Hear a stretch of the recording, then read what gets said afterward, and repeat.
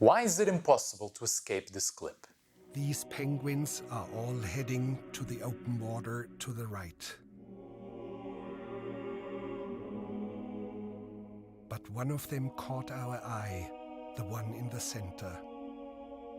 He would neither go towards the feeding grounds at the edge of the ice, nor return to the colony. Shortly afterwards, we saw him heading straight towards the mountains, some 70 kilometers away. Dr. Ainley explained that even if he caught him and brought him back to the colony, he would immediately head right back for the mountains. But why? Now, you've probably seen this clip. It's everywhere on social media. Impossible to escape. And the reason why it's impossible to escape, as I'm sure you perhaps feel it when you watch it and when you watch it now again, is that it provokes such a motivation, such a desire to go and just leave it all behind and experience life to the fullest and really pursue the things that are meant for you. Now, I don't know why it evokes that. Perhaps we are all just putting human emotions and thoughts and whatnot into something that is not related to it, and perhaps it's just the penguin went crazy. Perhaps.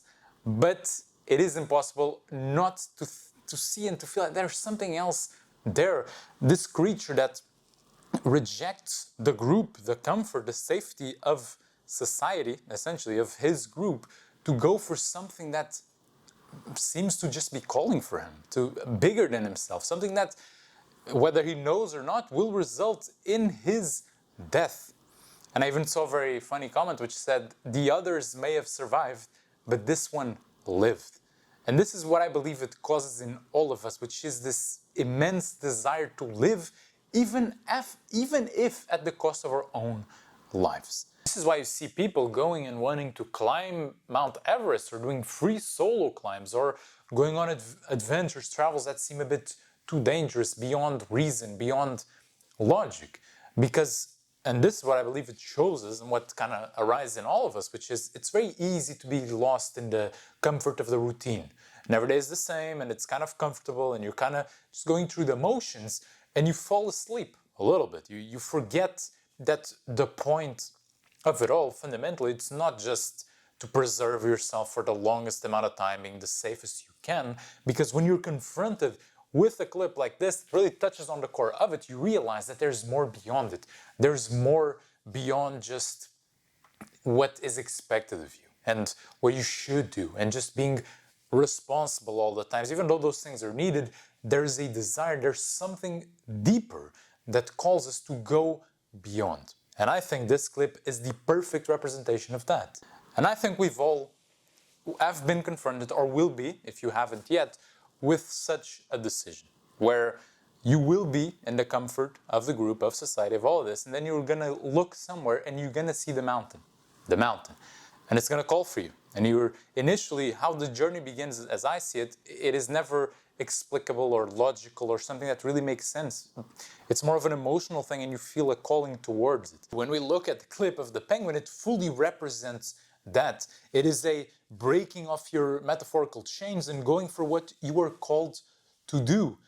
Even if you can't explain it, often you cannot explain it looking from the outside. It looks ridiculous, looks crazy, looks like, why are you doing this? It's just irresponsible. But the person always knows that it has to be done.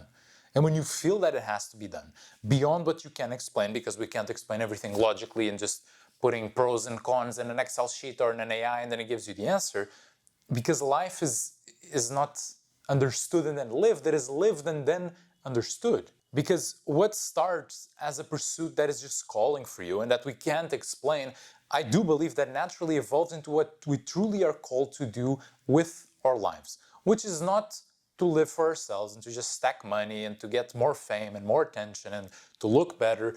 It is not about what we get out of the world, and whether that's fame, respect, resources. It's not about what we get, but fundamentally what this journey calls from us is, what do we give?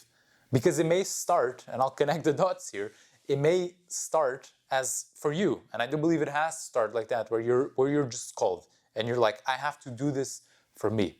But quickly what one realizes is that it stops being about that, because and forgetting about the penguin here for a second and looking at a human pursuit, usually you're called to do something, some sort of skill, craft, something. There's a path for you to do. Naturally, that leads you to, in a lot of ways, to fall in love with what you're doing, to want to be better, to want to be more proficient, to hone in on the details, essentially a love for the craft. Now, I do believe the next step after that, if you keep taking these steps, is a love for the craft naturally evolves into a love for those interacting with what you do. It doesn't matter if it's photography, video, if it's a sport, if it's software, it doesn't matter what it is. I do believe if you're correct about your intentions, it naturally leads you to, okay, I love the craft, but what is the purpose of that? It's for others to interact with it. And then it naturally leads you to have more love for others and to focus on, okay, the experience of the other person. And before we get to what I do believe is at the top of this journey, I do believe this is what as well leads someone, in a lot of ways, what I believe the goal too, to become wise. Because it is a journey that it is not easy at all. The metaphor here, or whatever you call it, of the penguin abandons the group and goes on his own, in this literal case, we know it means death.